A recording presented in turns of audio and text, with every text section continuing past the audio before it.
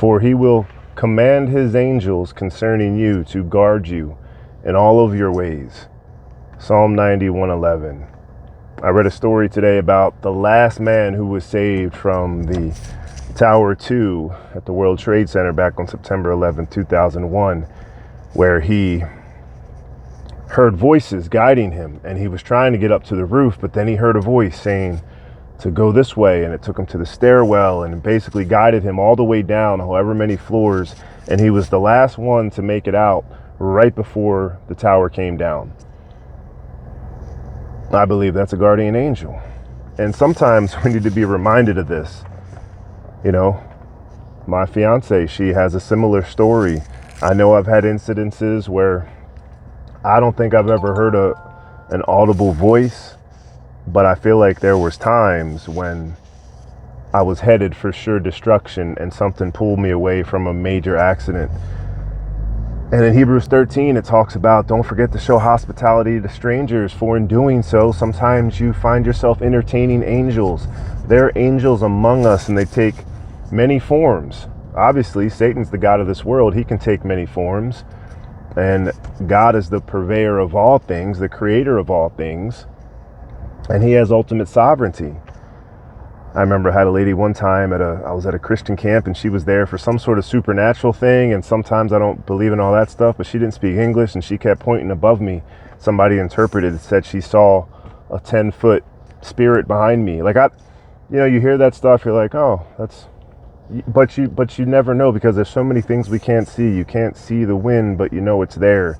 Sometimes when things happen, we take for granted the times God has protected us, and I can't wait till we're in heaven one day and we realize, oh, that was the protective hand of God. Even when I didn't deserve it, even when I wasn't walking with him, he still sent an angel to protect me, to protect you.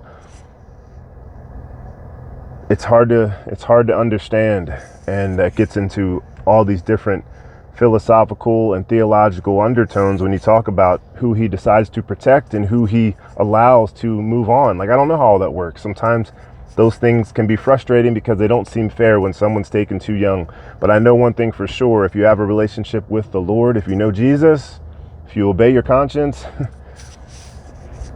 leaving this world is not a bad thing. It sucks for the people left behind to mourn and to miss. But when you know you're going home to be with the Lord in our rightful home through that relationship with Jesus, it's a glorious day to pass on, to be taken. But if we're still here, it's because we still have a purpose that God is leaving us for. Or maybe he's just extending the time of grace so that we seek him and find him.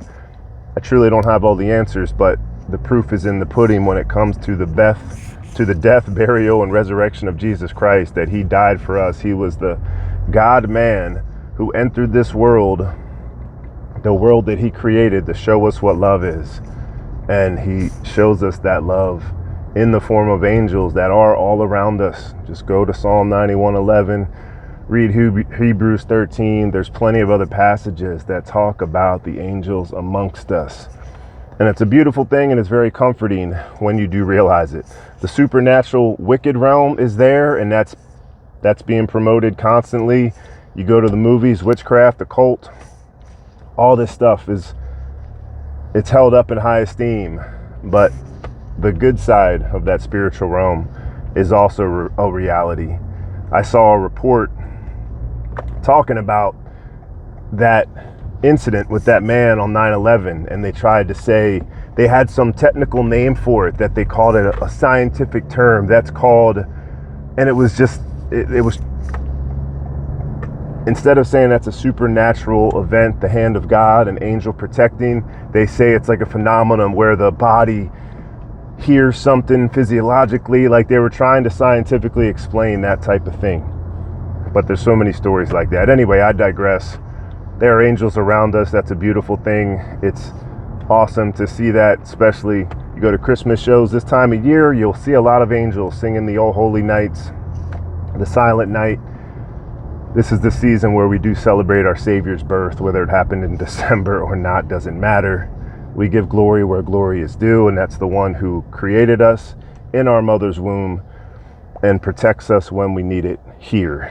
And When he doesn't, we get to go be with him, so it's even better. I pray this finds you well. God bless. We'll see you tomorrow.